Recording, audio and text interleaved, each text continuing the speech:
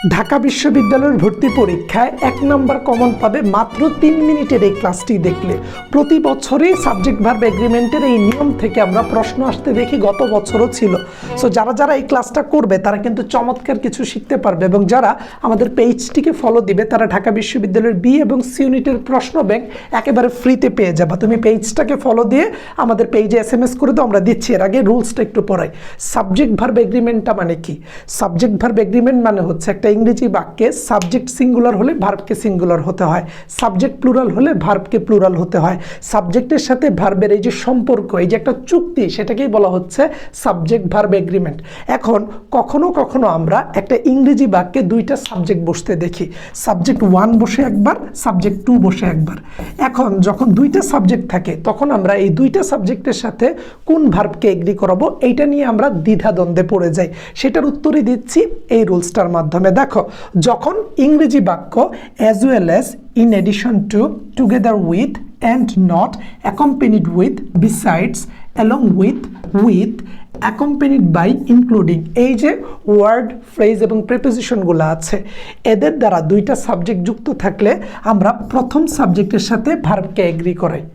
So এইভাবে যদি মানে এই ফ্রেজ এবং ওয়ার্ড বা প্রিপোজিশন যুক্ত যদি কোনো বাক্য পাও, সেই বাক্যের প্রথম সাবজেক্ট অনুযায়ী তুমি ভার্বকে এগ্রি করাবা। যেমন আমি যদি একটু উদাহরণ দেই, ধরো এখানে দেওয়া আছে শি, এটা হচ্ছে প্রথম সাবজেক্ট, অ্যাকম্পেনিড বাই হার কোলিগস, এটা হচ্ছে দ্বিতীয় সাবজেক্ট।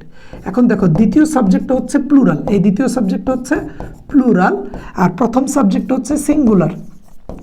তাহলে আমি ভার্ব সিঙ্গুলার নিব না প্লুরাল নিব? অবশ্যই ভার্বটাকে সিঙ্গুলার নিব। এই যে দেখো, এখানে কামস নিয়েছি, কারণ সে যেহেতু থার্ড পারসন সিঙ্গুলার নাম্বার, আর অ্যাকম্পেনিড বাই দিয়ে যেহেতু যুক্ত আছে, তাই subject third person singular number হওয়াতে আমরা ভার্বটাকে সিঙ্গুলার নিয়েছি, আমরা কামস দিয়েছি। কেন? কারণ এখানে আমরা অ্যাকম্পেনিড উইথ এবং অ্যাকম্পেনিড বাই দেখেছি। এই ফ্রেজ, এই ওয়ার্ড, এই প্রেপোজিশন দ্বারা যুক্ত কোনো সাবজেক্ট থাকলে সেই ক্ষেত্রে দুইটা সাবজেক্টের মধ্যে প্রথম সাবজেক্টের সাথে আমরা ভার্বকে এগ্রি করাবো। নিচেরটাতে দেখো বলা হচ্ছে দে অ্যাজ ওয়েল অ্যাজ, এই যে দেখো এখানে অ্যাজ ওয়েল অ্যাজ আছে রনি। এখন দেখো, দে ওয়ার্ডটা হচ্ছে প্লুরাল, অ্যাজ ওয়েল অ্যাজ ওয়ার্ডটা হচ্ছে সিঙ্গুলার। তাহলে এইখানে আমরা ভার্ব হিসেবে সিঙ্গুলার নিব না প্লুরাল নিব? যেহেতু অ্যাজ ওয়েল অ্যাজ আছে, আমরা উপরে দেখেছি যে অ্যাজ ওয়েল অ্যাজ আছে, অ্যাজ ওয়েল অ্যাজ দ্বারা দুইটা সাবজেক্ট যুক্ত থাকলে আমরা প্রথম সাবজেক্ট অনুযায়ী ভার্ব বসাই। যেহেতু প্রথম সাবজেক্ট দে প্লুরাল, তাই এখানে আমরা হ্যাভ বসিয়েছি। যদি এটা সিঙ্গুলার হইতো তাহলে আমরা এখানে হ্যাজ বসাতাম। যেহেতু দেটা প্লুরাল, আমরা কি বলেছি? সাবজেক্ট প্লুরাল হলে ভার্ব প্লুরাল হবে, সাবজেক্ট সিঙ্গুলার হলে ভার্ব সিঙ্গুলার হবে। এটা কি সাবজেক্ট ভার্ব এগ্রিমেন্ট বলা হয়। গত বছরও এখান থেকে একটা প্রশ্ন ঢাকা বিশ্ববিদ্যালয়ে এসেছে। দেখো, আমরা যদি দেখি দ্য ইয়াং এন্টারপ্রেনার, এটা হচ্ছে সিঙ্গুলার, এটা প্রথম সাবজেক্ট, যে তরুণ উদ্যোক্তা, ইয়াং এন্টারপ্রেনার এটা সিঙ্গুলার। তাহলে entrepreneur as well as her sales team members, এইটা প্লুরাল। তাহলে দেখো, আমাদের দ্বিতীয় সাবজেক্ট প্লুরাল, প্রথম সাবজেক্টটা সিঙ্গুলার।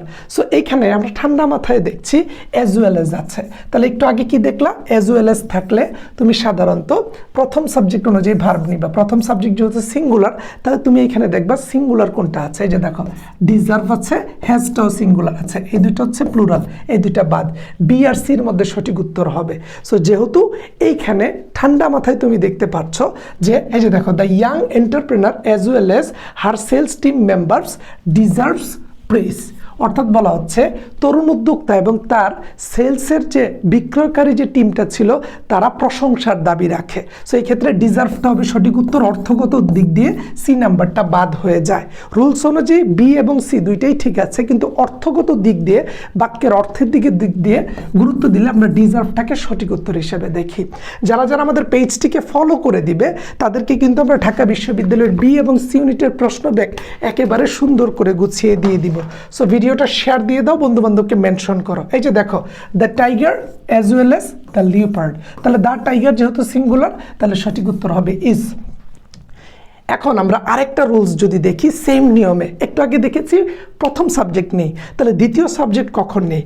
কোনো বাক্য যদি ইদার অর, নিদার নর, নট বাট, অর অথবা নর দ্বারা যুক্ত থাকে, কোনো একটা ইংরেজি বাক্য যদি ইদার অর, নিদার নর, নট বাট, অর নর দ্বারা যুক্ত থাকে, তখন আমরা সেকেন্ড সাবজেক্ট অনুযায়ী নেই। যেমন ইদার হার ব্রাদার্স, এটা প্লুরাল। অর শি, এই যে দেখো সিঙ্গুলার, তাই আমরা ভার্বটাকে সিঙ্গুলার নিয়েছি। কারণ যখন ইদার অর দিয়ে যুক্ত থাকে, এই যে ইদার অর, এদের দ্বারা যুক্ত থাকলে সেকেন্ড সাবজেক্ট অনুযায়ী ভার্ব নেয়। একটু আগে আমরা কি করেছি, ফার্স্ট সাবজেক্ট অনুযায়ী ভার্ব নিয়েছি। সো এখানে ফার্স্ট সাবজেক্ট হার ব্রাদার্স, এইটা প্লুরাল, এটা প্লুরাল, কিন্তু শি এটা সিঙ্গুলার, তাই এখানে ইজ হয়েছে উত্তর। Either her brothers or she is to go.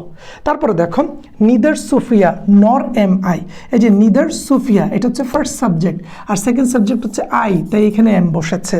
Neither Sufia nor am I able to solve the problem. ঠান্ডা মাথায় দেখবা, আমরা যখন neither nor, either or, not but, or nor পাবো, তখন আমরা সেকেন্ড সাবজেক্ট অনুযায়ী ভার্ব নেব। যেমন বলা হচ্ছে ইদার মাই শুজ, এই যে দেখো এটা প্লুরাল। অর ইয়োর কোট, এটা সিঙ্গুলার, দেখো কোট এটা সিঙ্গুলার। বলা হচ্ছে হয় আমার জুতা, না হয় আমার, বলা হচ্ছে either my shoes or your coat, না হলে তোমার কোট সবসময় ফ্লোরে পড়ে থাকে। তাহলে এখানে যেহেতু ইয়োর কোটটা সিঙ্গুলার, তাহলে আমাদের উত্তর হবে ইজ, ইজটা সিঙ্গুলার। এই যে দেখো ইদার অর থাকলে আমরা সেকেন্ড সাবজেক্ট অনুযায়ী ভার্ব নেই। আর যদি as well as, together with, আমরা একটু আগে যেটা দেখলাম ইনক্লুডিং, তারপর অ্যাকম্পেনিড বাই, অ্যাকম্পেনিড উইথ, এগুলো যদি থাকে তাহলে আমরা ফার্স্ট সাবজেক্ট নেই। ঠান্ডা মাথায়। তাহলে চমৎকার করে 1 নম্বর কমন পেয়ে গেলে ভিডিওটা শেয়ার দাও, পেজটা ফলো দাও। ঢাকা বিশ্ববিদ্যালয়ের বি এবং সি ইউনিটের প্রশ্ন ব্যাংক ফ্রিতে পাবে। ফলো দিয়ে স্ক্রিনশটটা পেজে SMS করে দাও। প্রশ্ন ব্যাংক দিয়ে দিচ্ছে আগে থেকে, ঢাকা ইউনিভার্সিটির জন্য নিজেকে তৈরি করো।